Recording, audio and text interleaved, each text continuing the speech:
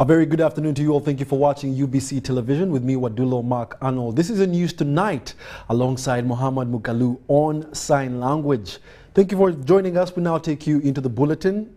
But before we do, check out the headlines tonight.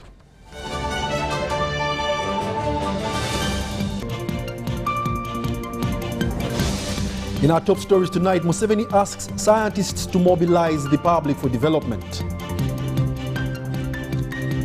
Karamoja leaders ask government to prepare recipients before initiating projects.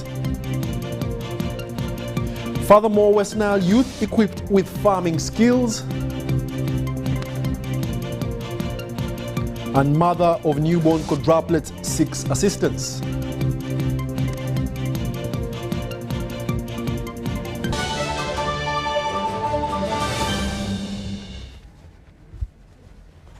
Once again, thank you for joining us. It's now time for the news in detail. President Yoweri Kaguta Museveni has met with doctors and engineers who were sponsored to complete their studies by State House. The president thanked them for embracing the scholarship that helped them to complete their university studies. President Museveni emphasized the need to grasp the prevention concept in the health sector to ensure that 75% of diseases are prevented in Uganda. We have a detailed report on this story. President Yoweri Museveni has met with doctors and engineers sponsored by State House to complete their university studies. The president asked them to help the communities to generate wealth by sensitizing them to embrace government programs. You wonder why a district medical officer cannot, once every 2 weeks, go on the local radio and educate the people. See, you people, today I'm coming to talk to you about this. I'll talk about this, do this. Give written instructions to the medical chiefs to tell the people what to do. Instruct the local government to know how to make proper latrines and so on. Because you are the head of, the medical are the head of authorities. He also welcomed the doctor's suggestion to volunteer for 1 year before they are absorbed into government workforce. WHO tells us that for effective medical service, you need 1 doctor for every 500 people of population. So since our population is 43 million now, it means we need 86,000 doctors. Not 5,000, we need 83,000. We need a big number. But and we are very clear about that, and we are so therefore when you say 2,000, 5,000, this is nothing. They will be absorbed. But the question is when. This is the problem. The problem of the budget. The president promised to educate the children of medical doctors and other health workers who died of COVID-19 while saving lives during the pandemic period.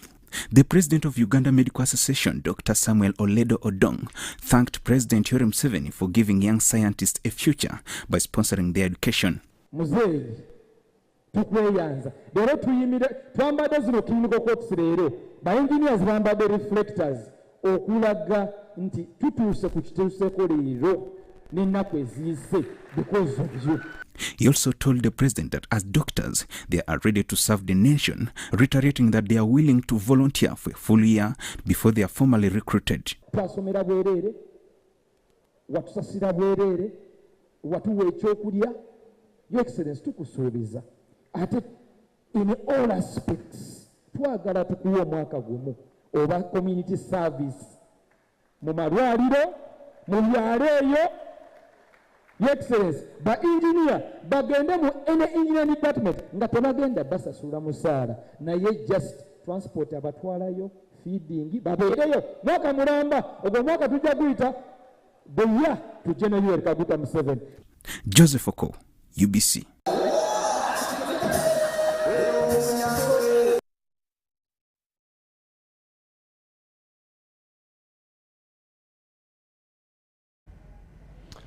Furthermore, Karamoja leaders want adequate preparations of program recipients before any program implementation.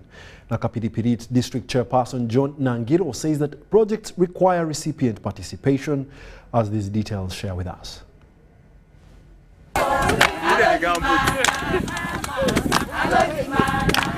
Government is to introduce grapes, olives and dates growing in Karamoja sub-region. These crops do well in arid and semi-arid conditions. The State Minister for Karamoja Affairs, Agnes Nandutu, says President Yoweri Museveni believes that it is one of the ways of generating income in the region. Grapes and the growing of olives in Karamoja as an income for the people of Karamoja, because these people are marketable globally. Dates are globally marketable. Olives are, we can add value to the oil, to the olives and get money. We can eat the grapes, we can sell them and also add value to them to get wine, and people will be economically doing well. Farmers say there is need to introduce irrigation for the project to succeed. Pesticides and maybe some fertilizers, but which is not there, then maybe harsh climate. Yes, they are using the household level and at a micro level where you can have small groups carrying out their farm. Those groups that have agreed to work together. Government has been introducing different development projects in the region with little success. However, Nakapiripirit District LC5 Chairperson John Nangiro explains why most projects underperform. Focusing has been very poor. And even targeting has been very poor. There is an assumption that the youth need this. By the time you put the youth have not really put their interest there. And they receive the assistance and go with it. Nangiro says thorough preparation of the locals about the project will lead to success. Let us back very much on training these people, on group formation, on how to stay together in the group, and continuous supervision. Sometimes the government sends money. They don't give districts money for supervision, for monitoring these activities.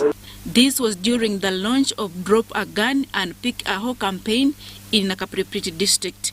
The campaign is spearheaded by the State Minister for Karamoja Affairs, Agnes Nandutu. Minister Nandutu also launched mass vaccination against transboundary animal diseases, especially tick-borne diseases, in Muhoozi sub-county, Nakapiripirit District, where close to 1,000 animals were vaccinated. In another development, a mother of quadruplets in Kagadi district is seeking financial and material support to help her look after her babies. Chomjisha Rosette, who is 35 years old, a resident of Chomunembe village in Kagadi Town Council, gave birth to 4 children at Kagadi General Hospital this week recently. The adage that God gives meat to those without teeth fits in well with a peasant farmer's dilemma in Kagadi district, who has had 3 sets of twins and quadruplets without any steady income. 38-year-old polygamous Matia Kasaija currently has 15 children from 2 wives. Omukazi omuto akabanza kuzaala balongo babiri saazi bayikiza emyaka 7 awo. Ate ono omukazi awazaala abaana 4 akabanza kuzaala balongo b'okubanza. Yayonga ati bwahondeizeho yahondezaho omwana omu. Ati wange kugaarawo yagaaraho abaana 4 mulundi gumu. Nyine seeti za balongo ez'emirundi 3. Abaana boona mutoto nyina abaana 15. One of his wives recently surprised him with 4 babies, and the polygamous peasant farmer is scratching his head for solutions on how to feed the nursery school-like young family. Truke banyingi ntuka yabane eja mpora baitisanyu kwa mukama nyamba nkafuna emitwaro kutanga emitwaro 5 kugenda mu maiso. Nisa kulolera abana nkarazinire mu yakasanya nko balira ndanya katuke emitwaro 5 obusimu bakazabirwaho. Atane ho iraga nkamazimu. Beni ndati mbaiso kandi aketaxa y'obukonezi wakiwama nino turagaruka mu kabya bone taxa obukonyezi. Kandi msaida mwavu mulimo gwangu nkora kuba kulima akasente kamfuna nkayihanfuka ntalimire nkeze kicholi abankezo akasitika mu guti mfuna akasente.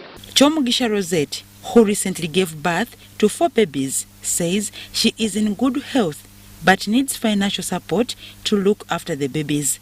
A midwife at Kagadi Hospital Maternity Ward, Immaculate Ainembabazi, who helped Chomugisha to deliver the quadruplet says one baby girl died during the delivery, while the remaining 3, 1 girl and 2 boys, are off oxygen. The first baby was 1.2 and was a male, scored 8 to 9. So the first 2 babies were not doing well. We took them to NICU. They were put in intubation and they were put on oxygen. So they stabilized and they weaned off oxygen. They are doing well. A caretaker and a sister to Chomugisha, Kichoncho Godlin, says they have financial challenges to purchase daily needs for the babies. Nanyana wao na wale aralenda kunywa no kujja kurungi konka kandi titine sente zo kubagulira ejjo kunywa amateka bakubaranywa ekicepe kimwe kiragula $5 kandi ahubwo kugira ngo n'ibingi ni bashatu turi kureba kasente tutakine akoguma turya buri sande turagulira buri mwana ageye mate so turashaba ngo mutuyambe oraba yine cyaraba yine cyona apereze turashaba ubuyambi buganye. Kichoncho says for any help, well wishers can channel it on the telephone number 0777 227064. I repeat, 0777 227064 in the names of Matia Kasaija. In the names of Matia Kasaija. Wow, quite coincidental. State Minister for Northern Uganda Rehabilitation, Honorable Grace Freedom Quaytrin, said that substantial progress and gains are being made to prioritize skilling of the youth across the country. Quaytrin made these remarks while presiding over the awarding ceremony of startup kits to students who completed a 3-month agriculture training at Adra Agriculture College, Ofuka, in Madiokolo district. 160 youth from 5 districts of Arua, Madiokolo, Nebi, Pakwachi and Zombo in West Nile sub-region have completed a 3-month training in agriculture and agribusiness at Adra Agriculture College of Ofuka in Madiokolo district.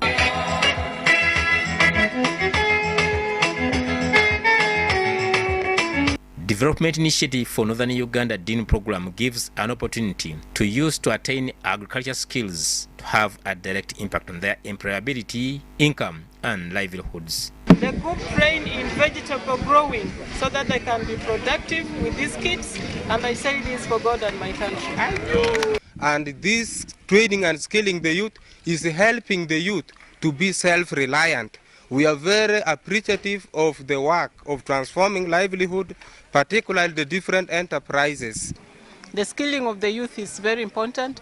The training of farmers is very important.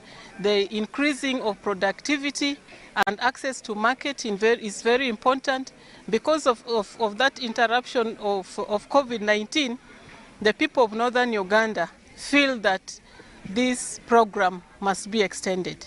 The youth skilling program includes beekeeping, vegetable farming, poultry and piggery, is under the Development Initiative for Northern Uganda DINU, supervised by the Office of the Prime Minister and supported by the European Union. To support economic growth of Northern Uganda. This program is heavily supported by EU to the tune of 130 million euros. Government has passion for the development and transformation of Northern Uganda. And so this program, as it is, addresses 3 main components. One is a governance component, and 2 is a youth skilling component. Minister of State for Northern Uganda Rehabilitation Grace Quaytrin says the government is prioritizing skilling of the youth in the north. This particular skilling of the youth has about 7 areas. There's poultry, there's piggery, there's vegetable growing, and for each of the youth we have trained 1,300 youth in Northern Uganda. We are going to give them startup kits. Certificates of completion and a set of startup kits were awarded to the trained youth, enabling them to practice their skills. The Office of the Prime Minister contracted 8 technical vocational training institutes last year to train a total of 1,300 youth selected from 41 districts in northern Uganda. Haruna Mutesasira, reporting for UBC News in Madiokoro district.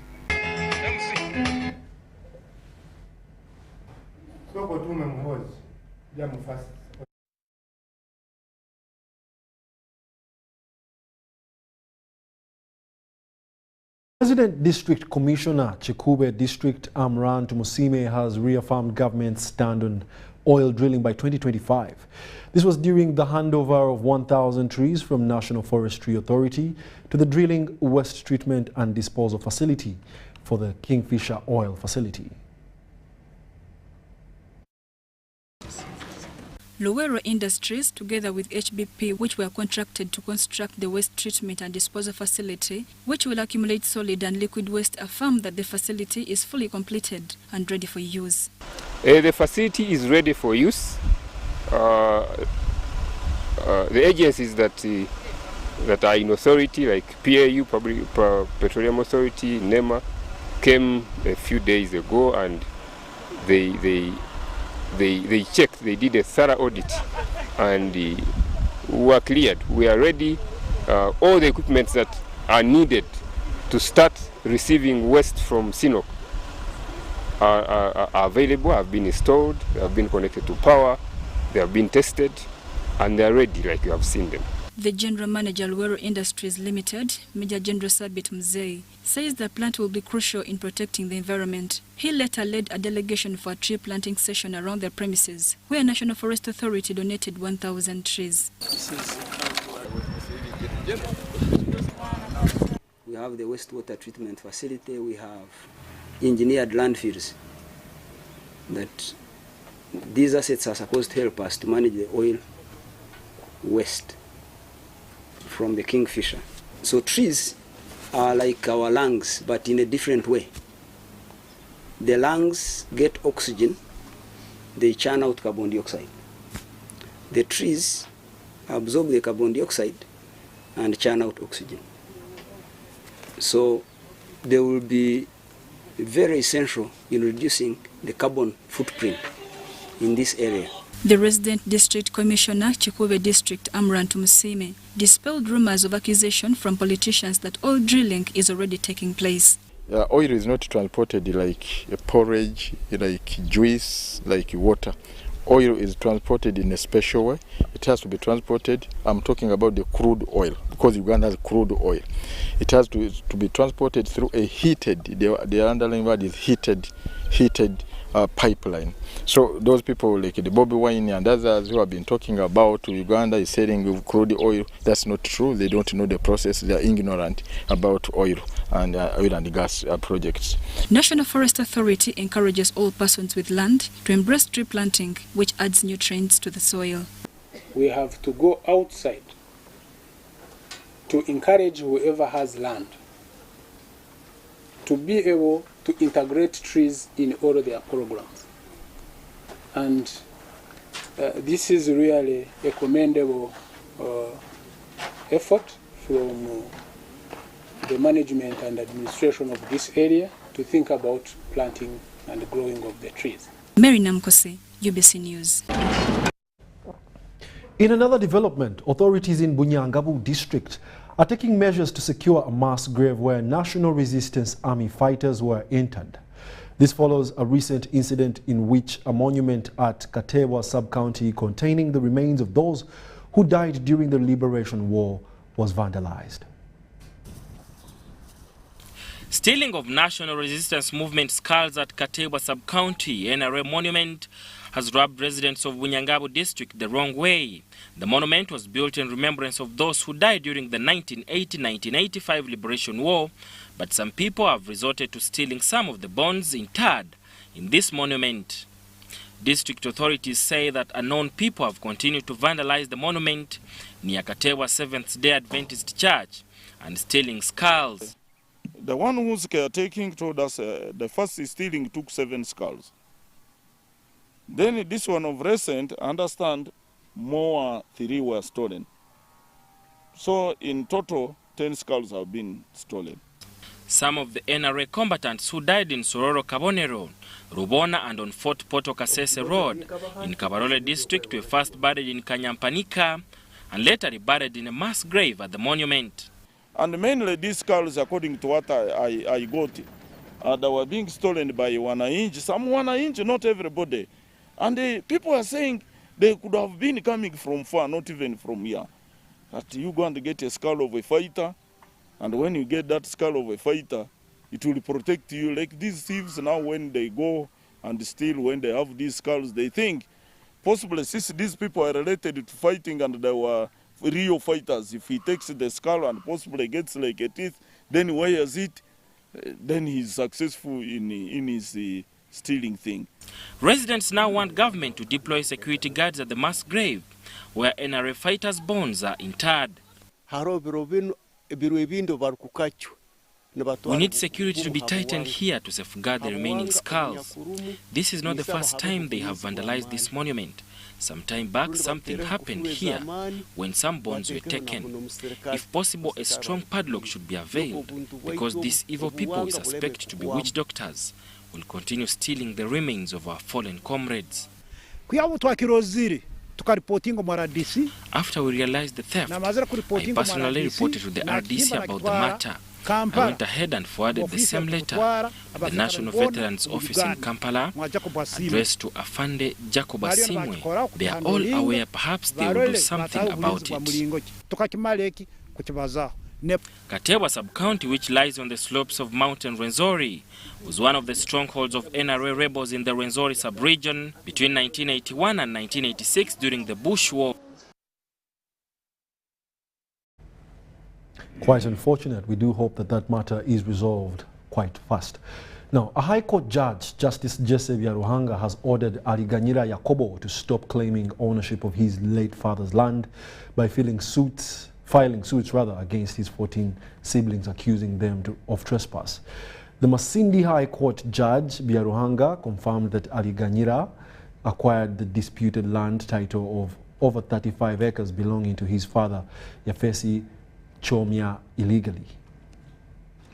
On 15th February 2022, Justice Jesse Byaruhanga, the trial judge resident at Masindi High Court, visited the locus of a disputed chunk of land, formerly of Yafesi Chomya in Masindi district. The over 35 acres has brewed a conflict between the 15 children of the late Yafesi Chomya. It is situated on Buhagaya Chantale village in Hoima district. One of the 15 children, Aliganyira Yakobo, is claiming tenure on the entire land, thus stripping his siblings of ownership, whom he is now accusing of trespass.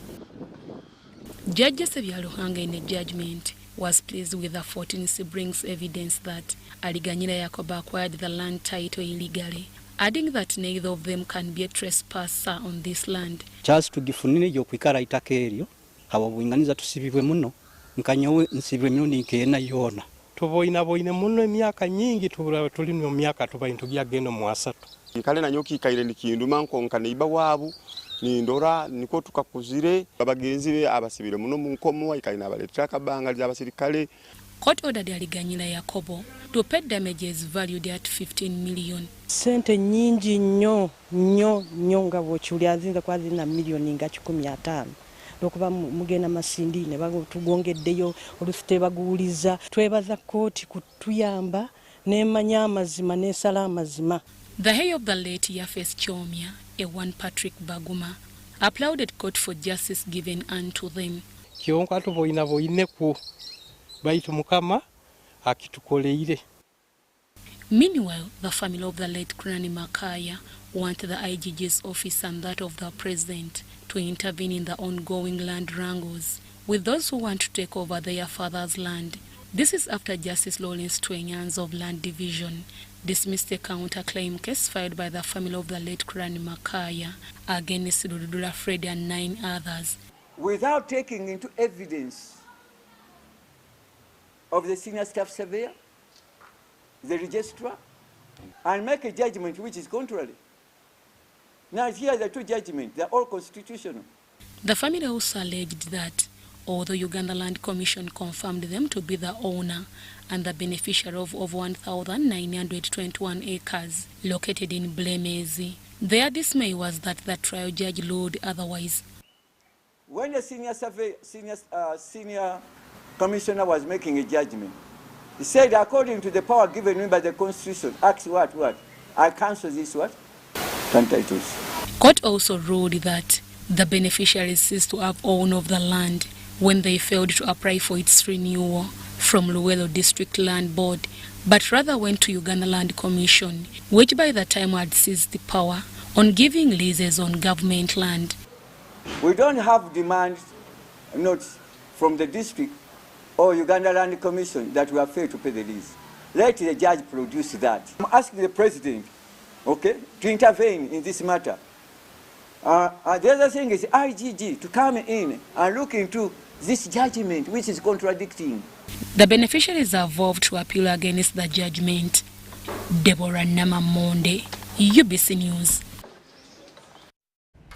Now, several children in refugee settlements in the two districts of Terego and Madiokolo in West Nile sub-region, are benefiting from a $5 million project that supports play learning.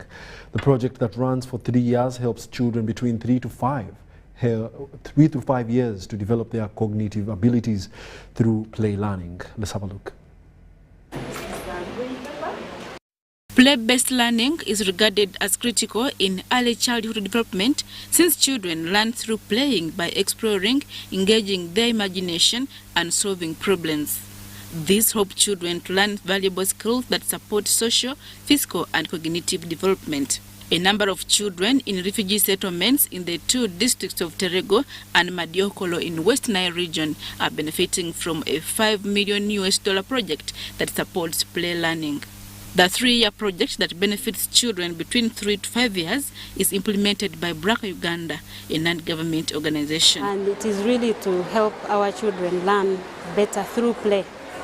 This is an approach that BRAC has implemented for about 50 years globally, and it has proved to realize results aimed at improving cognitive development of children, improving their emotional and physical development, but also promoting their social and economic well-being. In addition to this, we have another approach or strand of work with this project to improve the livelihoods of families where these children come from. Minister without portfolio Justin Kasudel Lumumba launched the $5 million project in Kampala. Early childhood program. I want to thank you for taking up that, because that cognitive stage is a gap that we are still faced with in government. You know it very well that in government we don't offer nursery education, but that is the cognitive stage for a child. And 0 to 5 years, that's when the brain of a child develops. So you've gone in at a point to get to a child when the child is developing to be what it will be, the kind of brain it will be in the future. The project, named Early Childhood and Graduation Programming in Refugee Settlements in Uganda, will support even the refugee hosting communities. So the play-based model works in a way that we create safe spaces for children through construction of what we call humanitarian play labs. In these labs, we work with parents and caregivers to make sure that we create low-cost materials using recycled items. And these items are used to improve the appearance of classrooms or what we call play centers. We also work with parents and make sure that they understand what their children are doing. They develop love for their children's learning. It is hoped that the play-based learning model will support refugee children build a strong learning foundation before joining primary school. Adiana Kote, UBC. The senior presidential advisor on special operations, General Muhoozi has reassured the residents of Kapchorwa district and Sebei sub-region at large that the government of Uganda is fully committed in scouting and supporting talents in the country. General Muhoozi has been this Saturday, 21st January 2023, visiting Sebei sub-region, where he launched the tree planting campaign and talent search. It was a moment of fanfare as hundreds of supporters of General Muhoozi Kainerugaba waited for his arrival in Kapchorwa district this Saturday morning.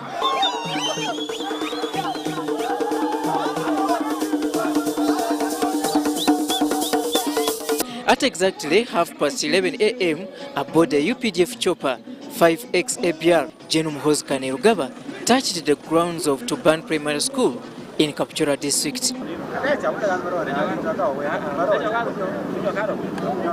been so supportive. She's a woman member of parliament for... These border riders and bikers then led General Muhoozi Kainerugaba through Kapchorwa town up to the district headquarters, where he was received with a traditional baptism.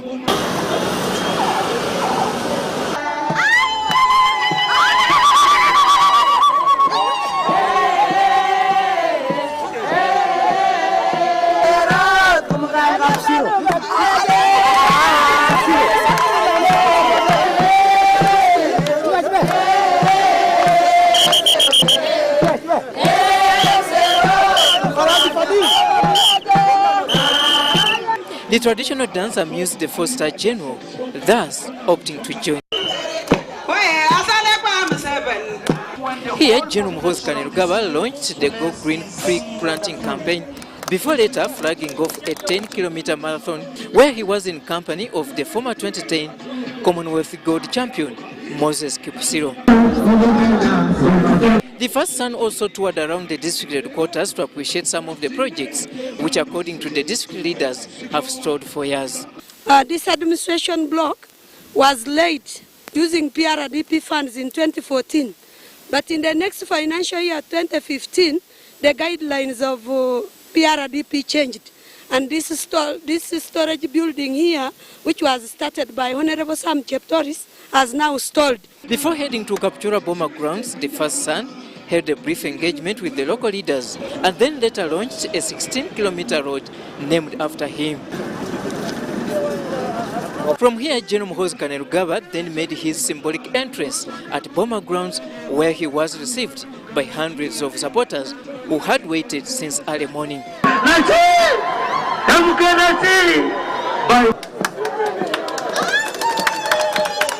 Awarding the day's winners, especially for those who participated in the marathon, was his first assignment. A great man is receiving on behalf. Thank you very much. The Boma congregation included members of parliament, religious leaders, security personnel, and members of the general public. If Jaja tells us the way to go is the standby generator in 2026, we shall have no option. We are ready to support you 100%. Outstanding among them was the former 2010 Commonwealth Gold medalist, Moses Kibiro. We really thank His Excellency for enabling peace in our region. We really thank him in a special way, and we now request him that with a humble request, we need now our standby generator. That's none other than M.K.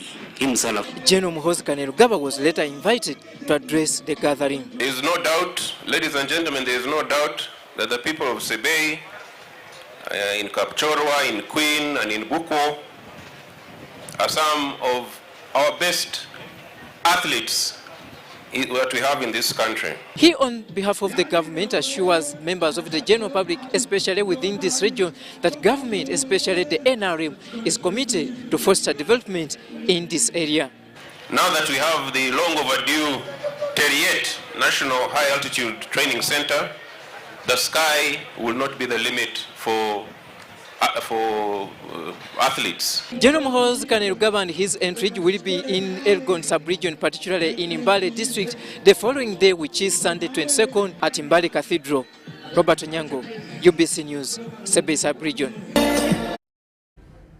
Furthermore, the Rotary Club International and its partners have donated 3 tricycle village ambulances and other medical equipment to Buhara, Butanda and Kaharo Health Center 3s in Kabale district. Other medical equipment donated in the same project include infant incubators, fire extinguishers, oxygen cylinders, and other support materials for the tricycle drivers like raincoats, reflector jackets and shoes. The project is being spearheaded by the Rotary Club of Entebbe, Kabale and Kabarole. The District Governor 9214 Rotary Club International, Rotarian Pista Remwa, has said the service club aims at reducing maternal and child mortality in Uganda. Speaking at the handover of village ambulances and assorted medical equipment, the Governor 9214 Rotary Club International said he plans to donate more than 300 tricycle ambulances and assorted medical equipment to different districts. Our strategy as District 9214, having decided to dedicate this Rotary year to maternal child health, was to increase the reaction time of our women to the hospitals, the pregnant women. And our intervention was to provide village ambulances. In this pilot project, we have been able to give to Wakiso, Busi Island. Yesterday we gave the ambulances to Fort Potro, and today we are in Kabale. The Commissioner in charge of maternal and child health at the Ministry of Health, Dr. Richard Mugahi, said government exempted tax and licenses from the tricycle ambulances so that community and health facilities can afford to maintain them. And we've discussed with the DHO something for those newborns, the incubators to as an oxygen concentrator. Then also, the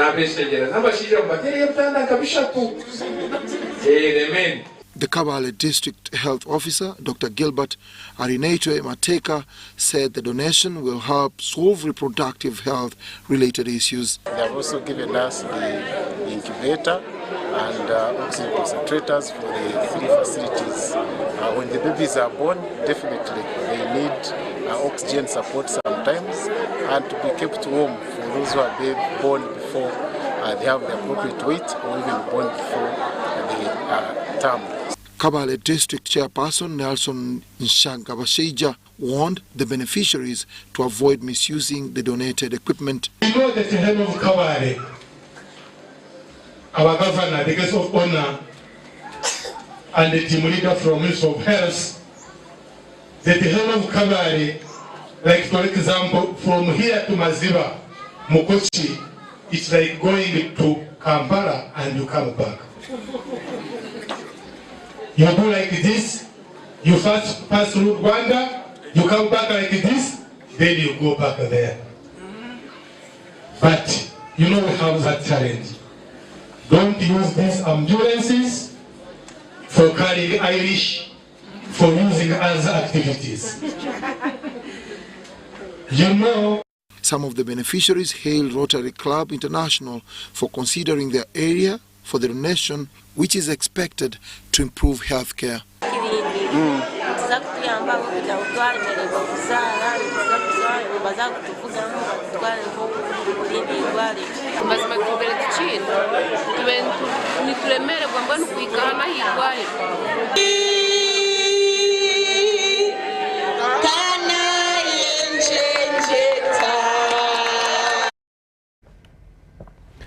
Omukama Ruhanga Obusobozi Bisaka has continued his outreach, with the latest taking him to Rugombe Town Council in Chenjojo district.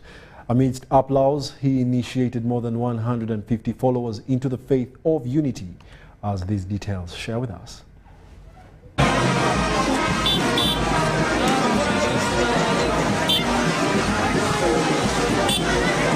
Omukama Obusobozi Bisaka has rocked Rugombe Town Council in Chenjojo during a visit where he preached unity, religious tolerance and development ideas benefiting from NRM government projects. Ngane okwakwana kuwero kimo munsi yona nike president tumusimira ikimo raitu abaikiriza tubaba NRM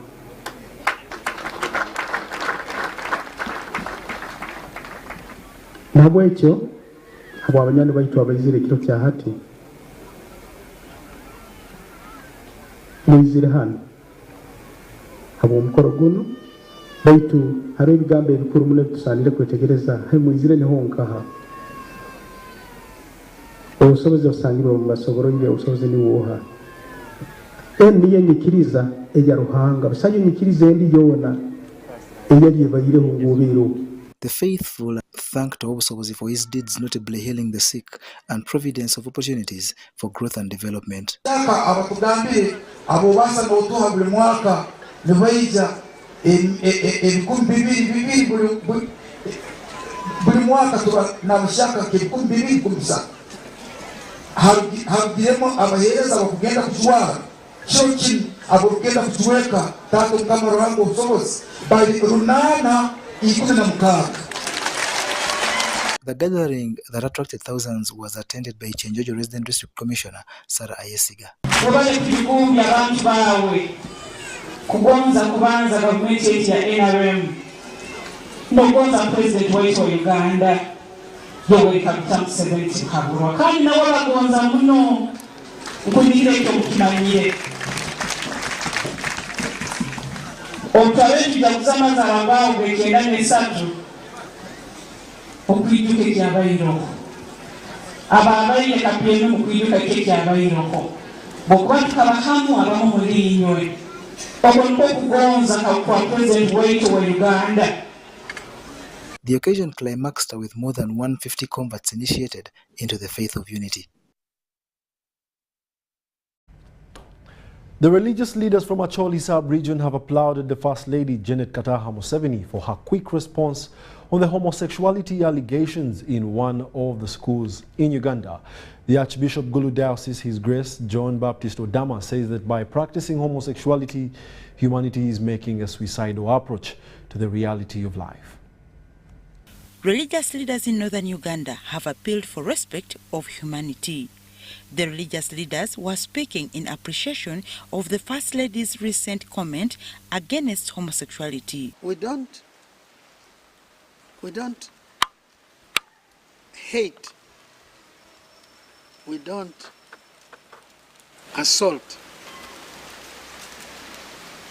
but the way of living, that way of living should be stopped.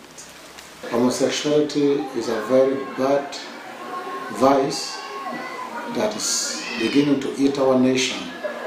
Even with all the resistance we have given it, this is because foreigners are thinking they should push it to Africans. The overseer of the Pentecostal churches in Acholi sub-region, Bishop James Ochan, pledged total support of the Pentecostal church to the government in fight against homosexuality.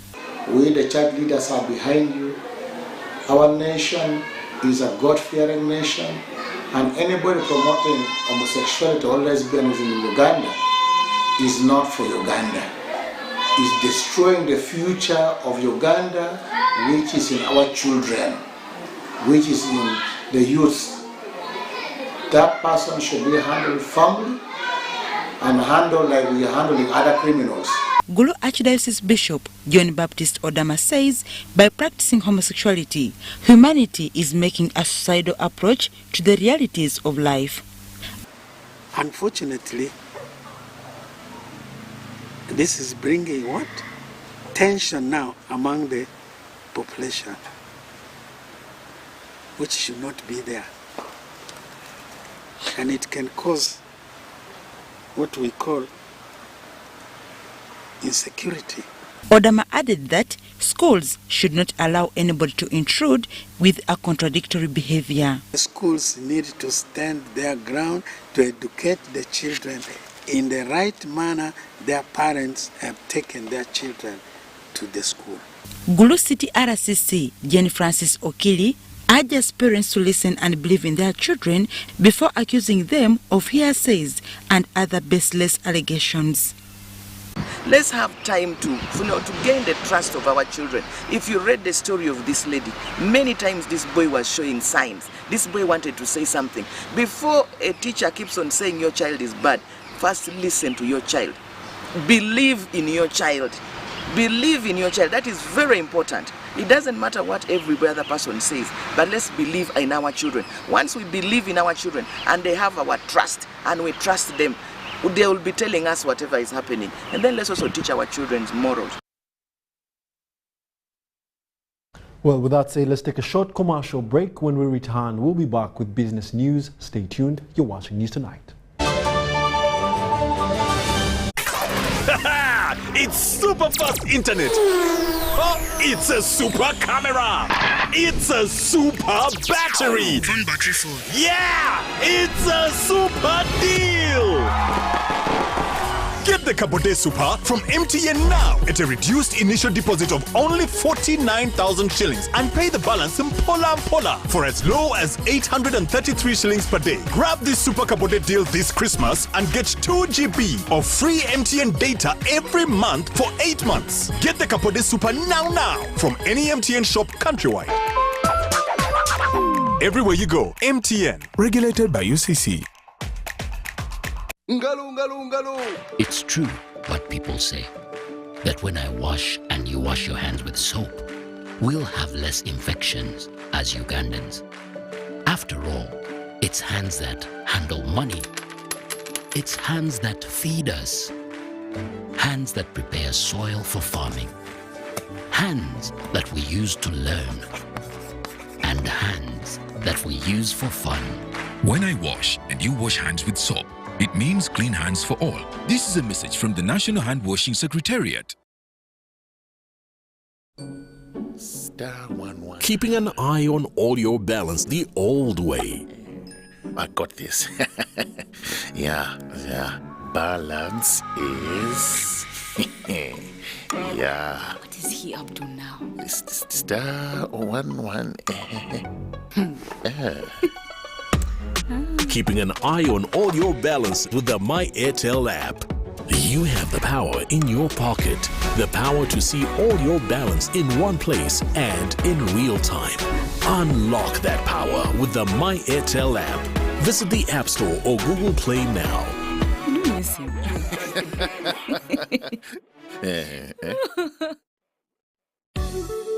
Happiness comes to us in many places. It's in knowing the mosquito net keeps our children healthy. The wife having the support of her husband. It's in deciding together when to have a baby. And for some, focusing on what's important right now. So what's your happiness? Make the right health decisions to ensure happiness for you and your family.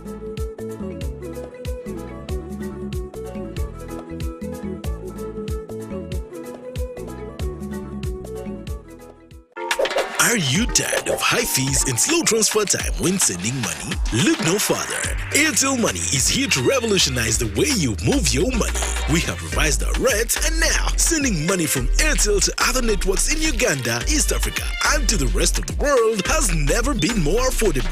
Plus, you can trust Airtel Money to get your money where it needs to go quickly and safely. Simply dial *185# and start sending money. Switch to Airtel Money today and experience unbeatable rates and top-notch services for all your local and international money transfer needs. Airtel Money. Instant, secure, borderless.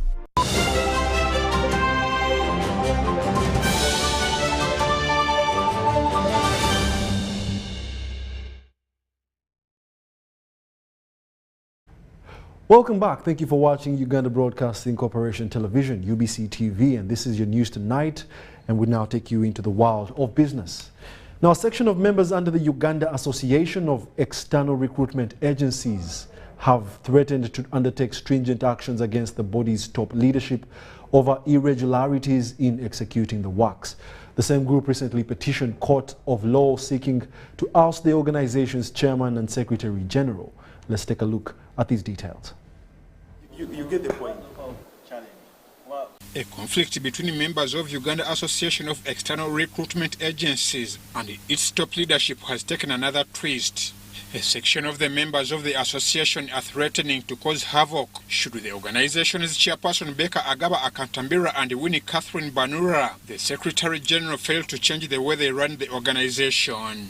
Recently, the group called for an urgent step down of the top management over irregularities. Money that has been allocated or in any government pocket but it goes to their pockets, that's our concern.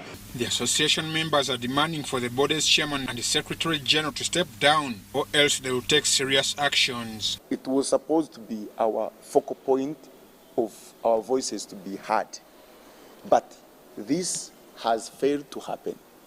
Secondly, it should be like our monitoring team over the business, which also it has failed because, as you know, right now we don't have any agreement with Saudi Arabia. A lot has happened, and indeed calling for an extraordinary general meeting is to hear from them. The annual general meeting was key in their complaints and threatened a 7 days ultimatum should the top management take them for granted. However, the body's public relations officer Ronnie Mukundane confirmed their legal team will attend to all these accusations. It being an issue that has involved our chair and the Secretary General, we took it upon ourselves to contact our lawyers to be able to get what we call legal guidance. I'm Ivan Juko for UBC News.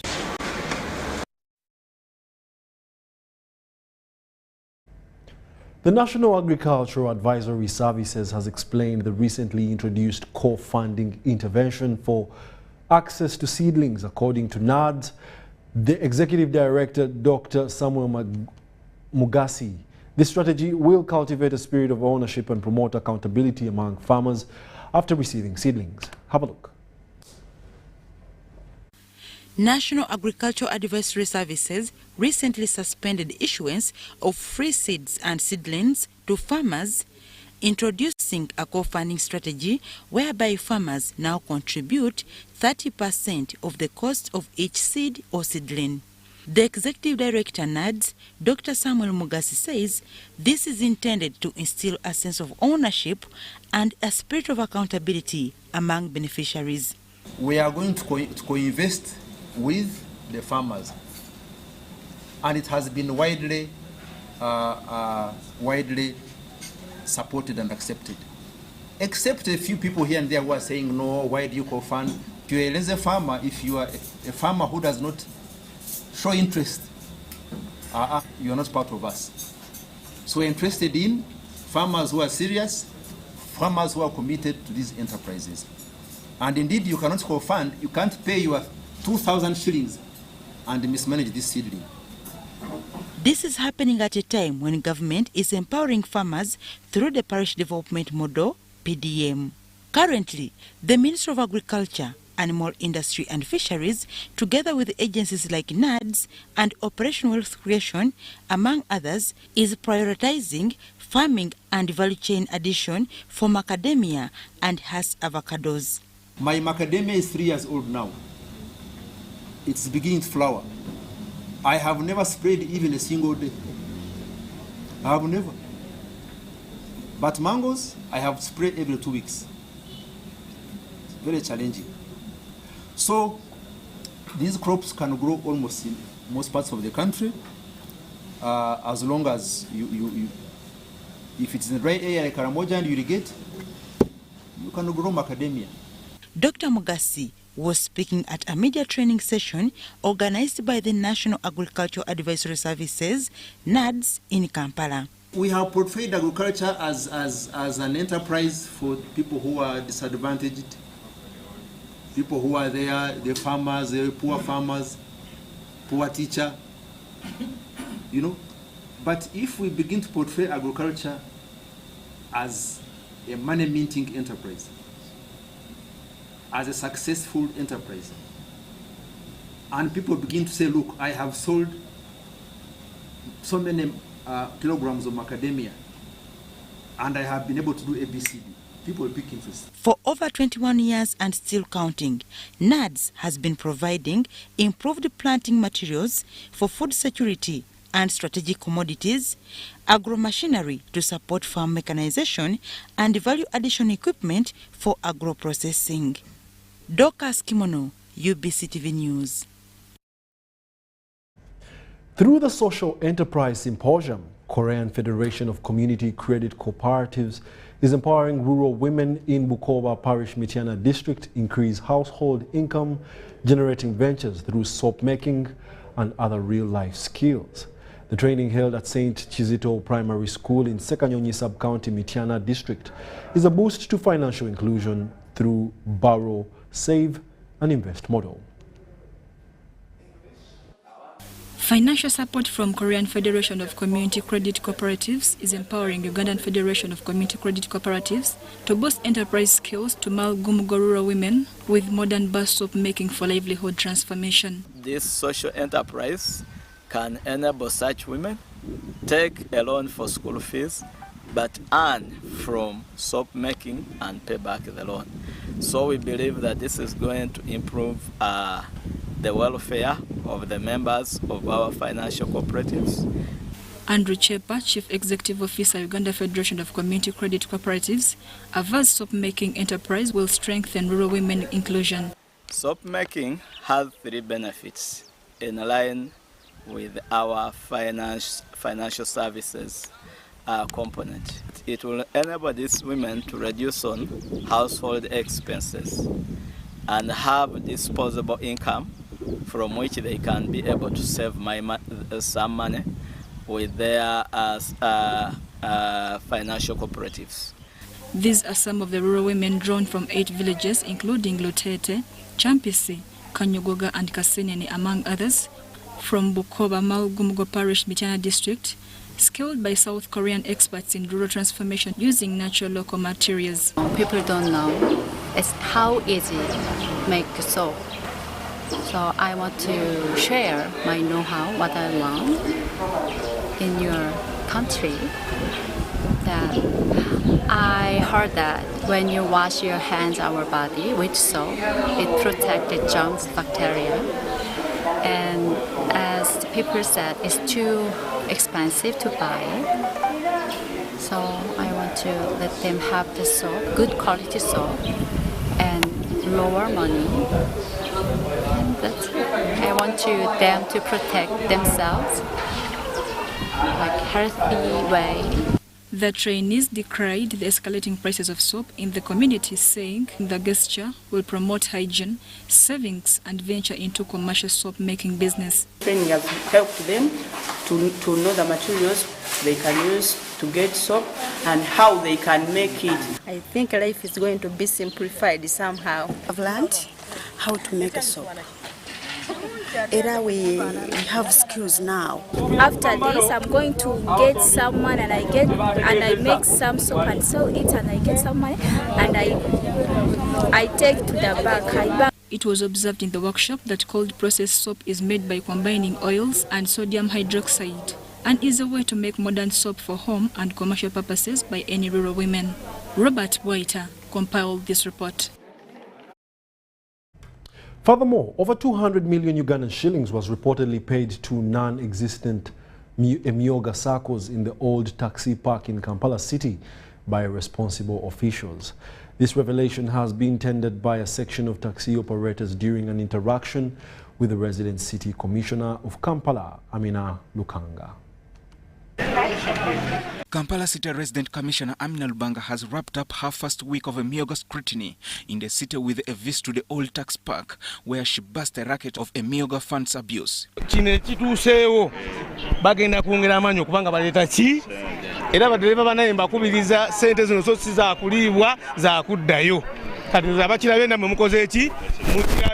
This is after some taxi operators tipped her about the inconsistencies in the Emyooga Circle's accountability with the possibility of misuse of the funds. Emmotoka ezo kwe tukyayimiridde kuba ebizinensi yaffe gye tumanyi okubala era tugibaze bulungi tutambulidde bulungi okukamala n'emmooka zitukaddiyeeko. Without hesitation, she ordered for the arrest of some of the leaders involved in the racket, whom she referred to as saboteurs of government programs. Mbagamba buli gwe mwawolera ku 12% sijui 10% 12 addeyo ku 8%. Abantu bababbye baganya okusasula ssente olwa interest rate mbateekamu eki. First of all mbasasuza weekly, interest rate eri waggulu nnyo, omuntu wanadduka ne ssente nga muwoza yabba ssente. Although there have been some success stories about the implementation of a Emyooga program in Kampala and other areas, these scenarios of blatant abuse are worrying.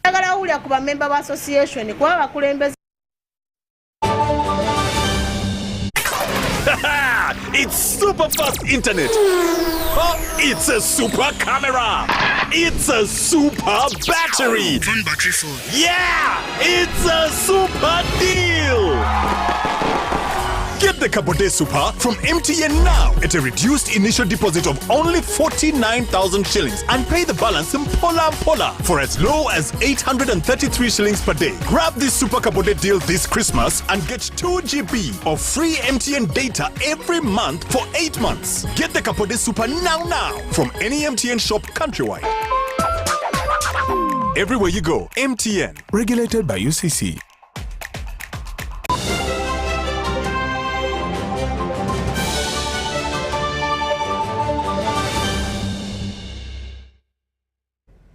And now into the world of sports. 3 under-17 national team footballers, Hakim Chiwanuka, Alex Iga, Hirina Mbabazi, Ivan are in the United Kingdom for trials. The Member of Parliament Dororo South and founder Angora Memorial Tournament under Festoweb Sports Management, Frederick Angora appealed to government to increase sports funding because it is not doing well to uplift Ugandan talent. Angora appealed to the Ugandan footballers to go and represent the country and to be exemplary. Behave, know that you're misbehaving in the poor bad name that you will give Uganda. Represent us, what as a nation, not yourself. But go there and remain in Europe. So then you will be recalled back here to play for the national team, to make us qualify for tournaments that include World Cup, starting from Europe and many others who are playing. So I say all this for God and my country. In Tororo, under the Angora Memorial Web Tournament, is now starting to make benefits, realize the results that everyone wants to see. Facilities, and this is a journey that the President launched for us to be able to get our country to participate in the top games within the continent, but also yearn for a place to participate in the World Cup. So I want to assure you, these young men, as you're going, go there as Uganda. You're not going as yourselves. Go there to represent the image of this country. Go and take advantage of those facilities such that you can be recalled from there to participate for your country and make us qualify for Africa Cup of Nations, make us qualify for World Cup. So I want to appeal to government. The budget for sports, the budget for FIFA that has been helping us to oversee the development of talent has time and again drastically been reduced. This time it has been reduced to 17 billion shillings, which is very small. It cannot help us to be able to identify the good talent that we can package for international opportunities.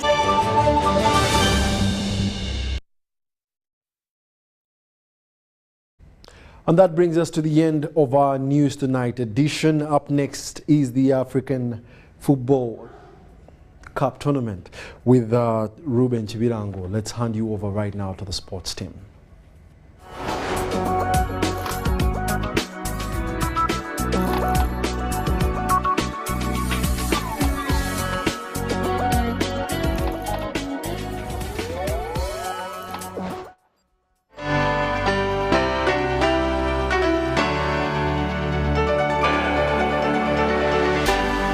UBC, inspiring Uganda. Do you want a school that offers top-notch academic, social and spiritual well-being of your child? Look no further. Cornerstone Community School Buate has got you covered. Cornerstone Community School is a Christian-centered school offering Uganda's national curriculum that emphasizes science, mathematics, innovations, arts, Christian education, critical thinking, and sports. We provide an environment where learners study, play, and work with a peace of mind. We also offer co-curricular activities that make children interact and develop as holistic individuals. Registration is in progress for a daycare, nursery, and primary 1 to 7 for Term 1 intake. Find us in Buate, Chiro Municipality, Wachiso District, or contact us on Cornerstone Community Schools Buate, raising transformative leaders for a better world. On the 26th of January 2023, Uganda will mark the 37th anniversary of the Liberation Day, when the ruling National Resistance Army stroke movement took over power. President Yoweri Kaguta Museveni will preside over the event that will have people of different walks of life join to celebrate years of liberation, peace, prosperity, and socio-economic transformation. The celebrations will be broadcast live in Kakumiro district under the theme, "Our resolute effort to transform Uganda is a promise we shall fulfill."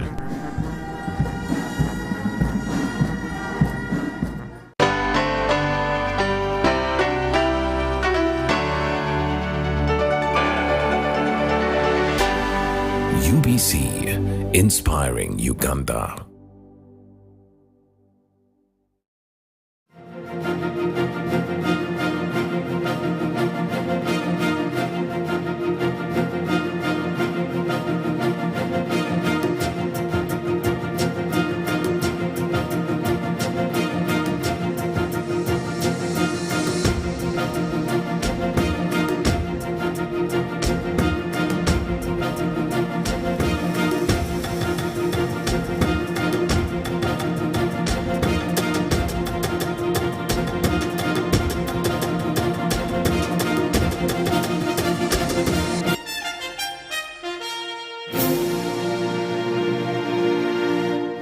It's another episode of the weekly business roundup right here on UBC TV.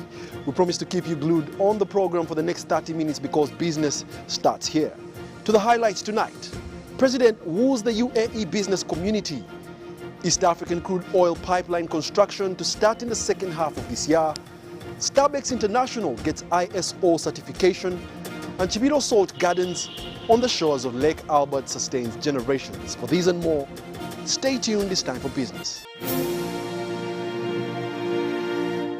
President Yoweri Kaguta Museveni has pitched to the United Arab Emirates business community lucrative areas of investment in Uganda.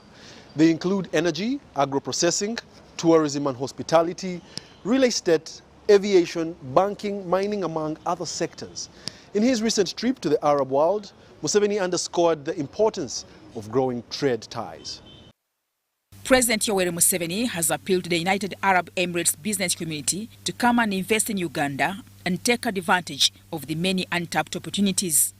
Addressing the UAE-Uganda Presidential Initiative on Investment Summit in the UAE capital Abu Dhabi, President Museveni told the participants that although Uganda's economy is growing at 6% per annum, the economy has great potential to grow faster. To create an economy which is integrated vertically and also horizontally by adding value and creating interlinkages. These are the efforts. We have achieved the minimum recovery. We have expanded the small economy. We have diversified it.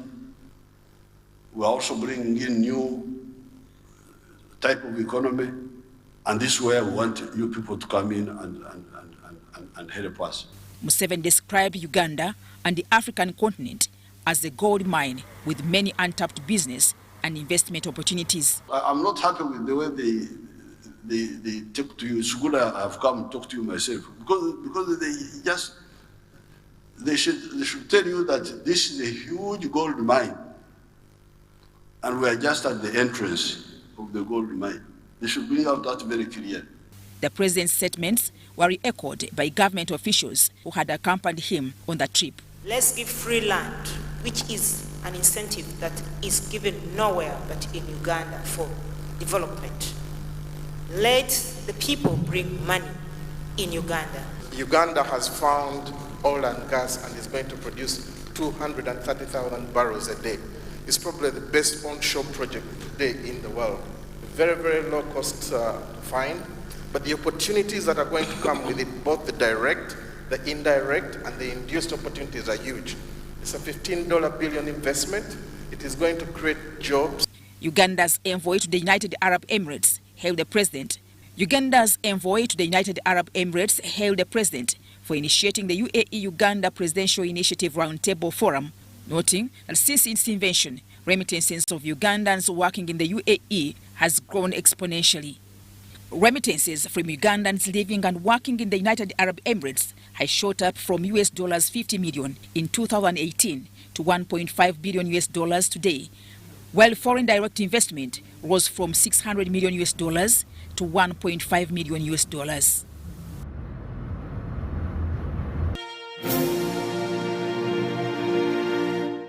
Customer-oriented organizations are urged to pursue customer satisfaction in order to flourish.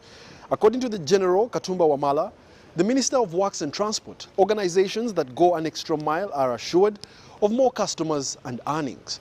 Katumba made this appeal at an event in Nansana, where Starbucks International, an oil marketing company, received an International Standards Organization certification. The energy sector is particularly sensitive and of paramount importance, and thus nothing should be left to chance, argues General Katumba Wamala, the Minister of Works and Transport. This was observed at the International Standards Organization ISO certification event of Starbucks International, a local oil marketing company. That you took advantage of the conducive investment environment to come and invest. But as we have discussed, again, don't be comfortable yet. As you know, we have our oil industry coming up. It's just a virgin area. It's just starting. Please aim bigger. There are many opportunities down there in the Albertine region. So please don't be comforted with what you have achieved, because you can still make it bigger from this, from our environment here. The opportunity is there for you to grow it bigger at the level of the other two. According to Intertech, an ISO certifying body, quality of service has become not just a matter of routine, but a necessity if organizations have to be competitive and relevant. We take deliberate and intentional cognizance of the need for organizations to go that particular extra mile in developing platforms and valuable substance in service and delivery. It has definitely raised the bar of management or operation. And that means it is globally recognized, that means it's regionally recognized, and also continentally. So it's a big achievement. Because for example, like in Uganda, we have only 15 companies that have ISO certification.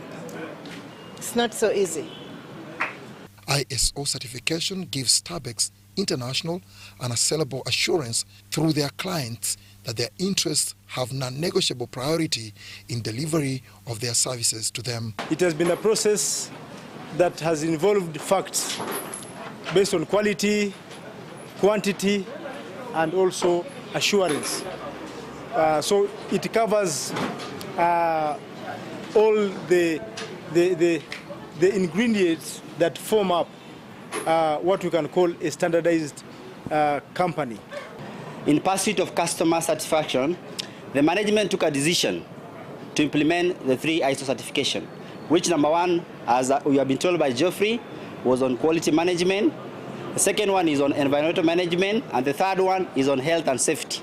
At the event, General Katumba had a piece of advice for the youth in regard to humility and integrity. Have integrity. Have humility to work. Be at point of work.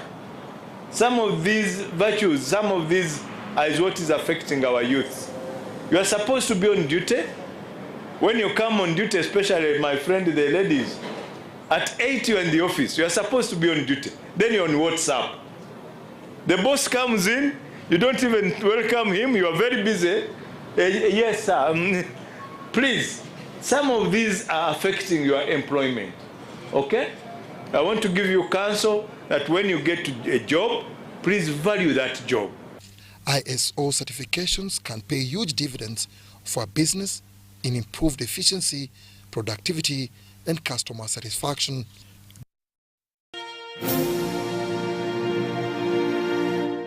The Ministry of ICT and National Guidance has embarked on a stakeholders engagement in the development of the National Business Process Outsourcing Policy.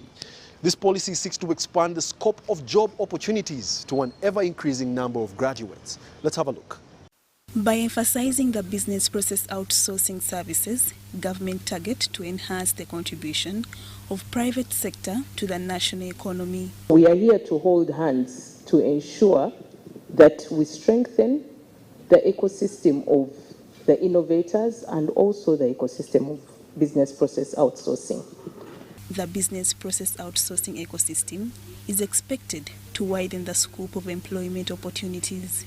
In this, business process outsourcing will create a pool of experts ready for employment. But we want to make this a bigger space that everyone can benefit from. Different professions. Every year we have over 30,000 students graduating from all universities in this country. But then they are jobless. We say, the challenge we have as Uganda is youth unemployment. So this policy is one of those avenues that is going to help us create an environment where when somebody comes into this country to employ maybe about 30 youths, to do maybe accounting jobs or to do telemedicine or to do whatever profession, because all these professions can be done online. India is doing it, Philippines is doing it. Despite the operations of business process outsourcing in Uganda, there is no proper regulations to streamline the sector. So we must identify those areas where there is a need. Those industries, people establishing industries in DRC, who is going to work there? Why should we allow people to come from China to come and work in DRC? We have our oil industry that is coming up. Who is going to work there without these skills? So we have now a draft policy. And when we have gone through the processes of approvals and cabinet and so on, you will see how Uganda will roar with BPO. We want to create employment for our people, and these people will work from here. We will have them protected, and the employers will also be protected. The Ministry of ICT and National Guidance is partnering with UNCDF and the private sector to rally the business community towards to come up with the uncontested policy. Because now we have a policy, then we can put all these stakeholders on one table, and then we can move strategically with everybody playing their different role of what they're supposed to be doing. So without a policy, you do not have a good strategic direction. Now with the policy, we can bring all the stakeholders on the table and everybody plays their different role to integrate together and move the BPO sector forward. Business process outsourcing is a business practice where an organization contracts an external service provider perform an essential function. Leaders from northern Uganda have raised concerns about the implementation of livelihood enhancement projects targeting their region. In a national dialogue in Kampala, concerns were raised on the effective utilization of project funds, status of poverty alleviation, tangible benefits and sustainability strategy of the Action for Livelihood Enhancement in Northern Uganda project. Under the Development Initiative for Northern Uganda program, DINU, Caritas Switzerland is implementing the Action for Livelihood Enhancement in Northern Uganda, ALENU project, in partnership with Advance Africa and other organizations in 6 districts of Amuru, Pakwach, Agago, Nebi, Zombo and Omoro. This action kicked off in 2020. It's a 3-year action and will come to an end in April. But a lot has been done in the different themes or areas, and right now we are more into the closure phase. Hope to continue having engagements with the district leadership on how to hand over, for example, value addition equipment, hand over groups that have been strengthened on how best they can be boosted and supported into new programs, for example, like the parish development model. The focus of the project, which is almost at its conclusion, is to improve livelihoods through increased diversified food production, enhanced market opportunities, and better maternal and child nutrition. All the stakeholders must be involved in this evaluation so that we give a holistic picture of the impact and the areas achieved and the areas identified for continuation, and maybe new areas also that can easily come up. Then we shall begin talking in that manner.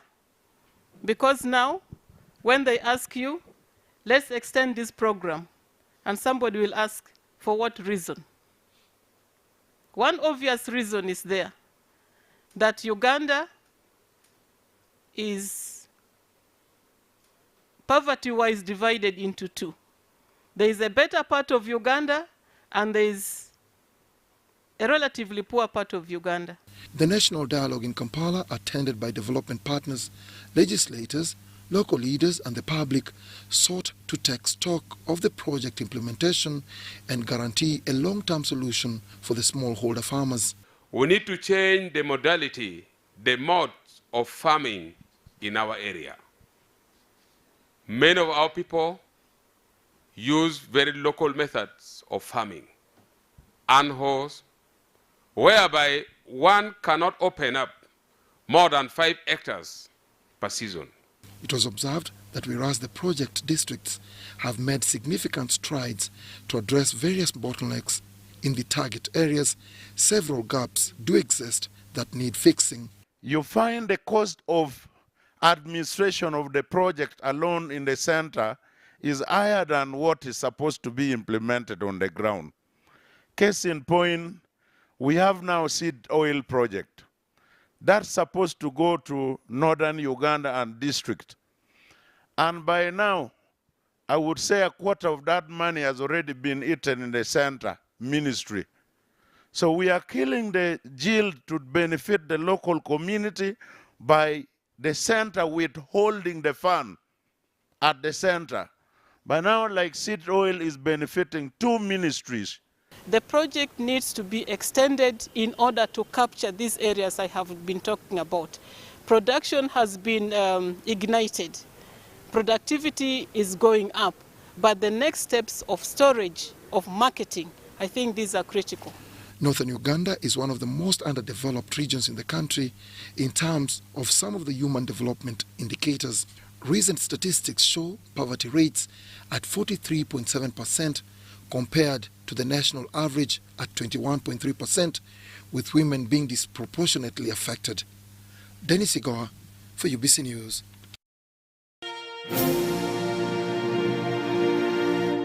Cabinet has approved the construction of the 296-kilometer crude oil pipeline from Hoima to the Uganda-Tanzania border of Mutukula. The East African Crude Oil Company has been licensed to undertake the construction works. The pipeline project from Hoima to the port of Tanga in Tanzania is costed at $5 billion, with the commencement of works expected to start in November 2023, and completion target is the first quarter of 2025. Since the discovery of oil in 2006, there has been a number of projects undertaken in preparation for the commercialization of Uganda's petroleum resources. One of the current projects is the construction of the crude oil pipeline from the Albertine region to Tanga in Tanzania. The East African Crude Oil Pipeline is 1,443 kilometers long, and out of these, 296 kilometers are in Uganda. Cabinet has now approved the application by the East African Crude Oil Pipeline Company Limited to undertake the construction works. For a license to construct the East African Crude Oil Pipeline, or which is popularly known as ECOP, with the following benefits. 1, commitment of both the governments of the Republic of Tanzania and Uganda to develop the ECOP project.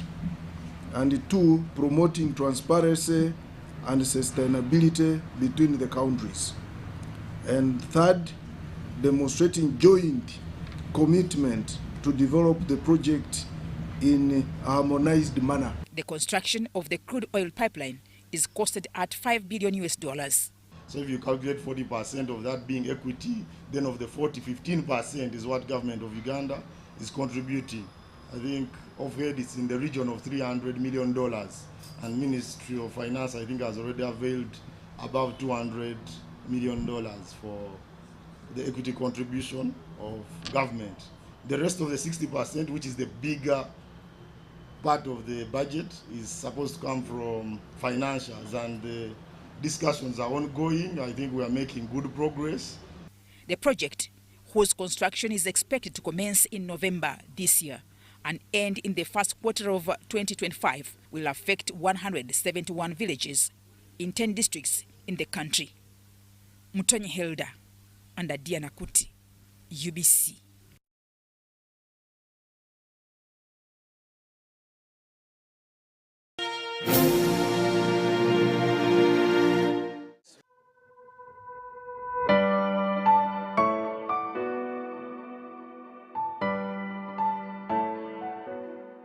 I'm happy to say that we submitted our application. At a first level, it was acceptable, and they needed a few, some information on safety, which we have provided. And that means we are a step closer to our flights to the UK. Of course, an assessment of Entebbe Airport must happen. This assessment takes between 1 to 2 years. But as an airline, we're not going to wait for 1 or 2 years. So we're going to look at how else can we do it. Now, the UK Safety Department and Transport Department have given us 5 points where they believe that we can fly through another country that is approved. So we are looking at all these different areas, and it changes what where we're planning to fly. Because some of these areas were not on our original list. But to be able to get to the UK, these are some of the points we must look at. Of course, one of them is Ghana. So we had started already our designation processes with some of these places.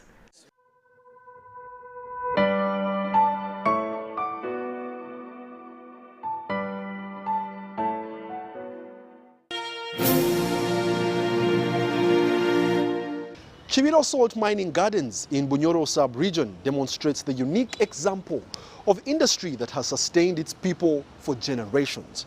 The community that lives on the shores of Lake Albert have depended on rudimentary salt mining practice for its livelihood in exchange of salt and fish for food.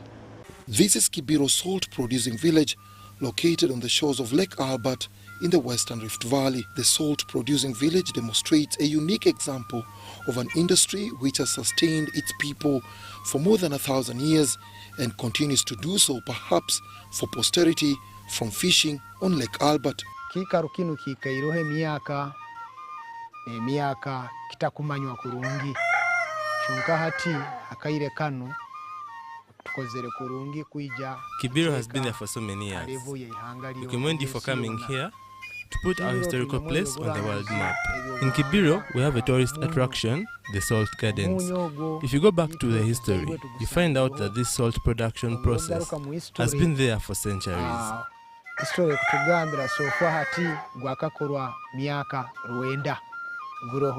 An aerial shot shows the village with women and children busy at work. Generations of the people of Kibiro have depended on the production of ash salt, which is obtained by recycling residual earth with fresh soil, which is spread on salt gardens for the salty water to get absorbed by capillary system.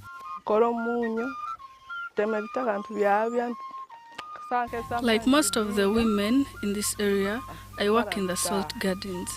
We harvest the salty soil every day and go through a rigorous process to produce salt and take to the market.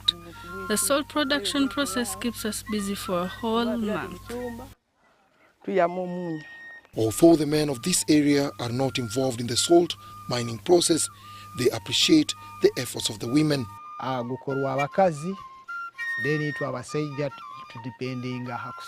Salt mining is done by the women and children, but us men, we are involved in fishing. For sure, the salt mining process is too long and laborious. The fishing activities and salt production are very important economic activities for our people in Kibiro.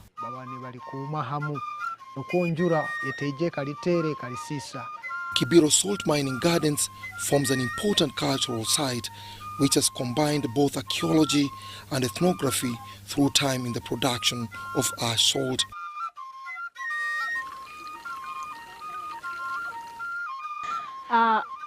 We want to welcome more tourists to come and visit this gem. It's really a gem. It's one of a kind. It's how we make salt from soil. It's so exciting. These women make salt. The salt is sold to people. So we expect that the source of income, their household income is going to increase, and it will improve on their standards of living. It is one of the rich cultural and heritage sites that the Sites and Monuments Department under the Ministry of Tourism, Wildlife and Antiquities is promoting as one of the top cultural and heritage sites in Uganda. Besides such sites being of historical importance, Uganda's tourism sector is yet to fully harness their potential. One unique thing that Uganda can sell to the rest of the world that is not in the rest of the parts of the world is the culture and the heritage we have, because it is only found in Uganda. Whereas you can find wildlife elsewhere, you may not find our culture and heritage in the rest of the world. So it is a unique selling point, though it's underdeveloped, attracts currently fewer people. Let's popularize sites, heritage resources to our stakeholders, to our country, so that they may understand, so that we may all go together as a team and decide on what we can develop that will benefit, as our constitution says, that will bring the well-being of all Ugandans. Historical places globally are known for offering visual treat and soul-stirring experience to history lovers and tourists alike. Dennis Igoa and Juma Samba for UBC News.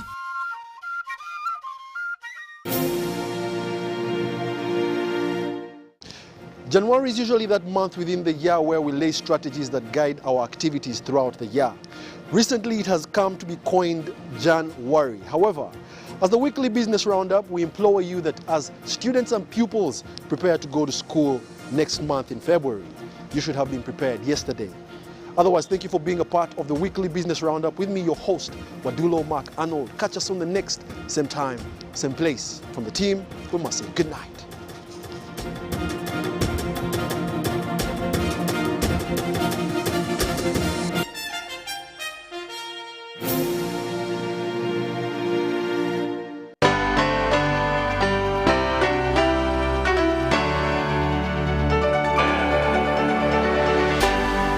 UBC, inspiring Uganda.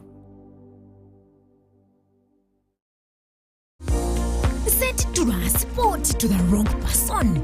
Here's how to reverse it with MTN mobile money. Dial *165#. Select My Account. Select Initiate Reversal. You will see your last 3 transactions. Select the transaction you want to reverse. Enter your mobile money PIN, and you'll get an SMS confirmation that the transaction has been blocked from being withdrawn. And that's it. Please note, only transactions that haven't been withdrawn can be reversed.